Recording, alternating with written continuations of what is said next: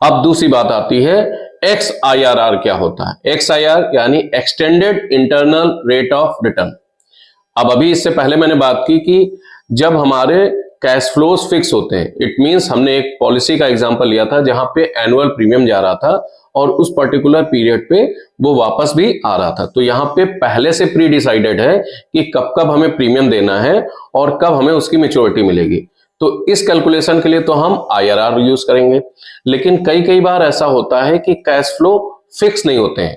कई सारे इन्वेस्टमेंट ऐसे होते हैं, जैसे मान लिया जाए कि मैं पकड़ लेता हूं कि मैंने इन्वेस्टमेंट म्यूचुअल फंड में स्टार्ट की। तो म्यूचुअल फंड में स्टार्ट किया, हम SIP कर रहे हैं, SIP हम मंथली फॉर्म में कर रहे हैं, ठीक है। हम बीच में से कभी भी पैसा विड्रॉल भी कर लेते हैं, हमें टाइम नहीं पता है, जब हमें जरूरत होती है पैसा हम विड्रॉल भी कर लेते हैं।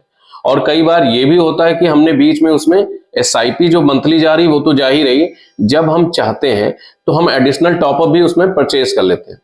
तो अब यहाँ पे कैश फ्लो फिक्स नहीं है, जब कभी मन होता है तो हम पैसा उसमें डाल देते हैं और जब भी जरूरत होती है हम पैसे उसको निकाल लेते हैं। तो ऐसे केसेस में हम XIRR का फंक्शन यूज करते हैं।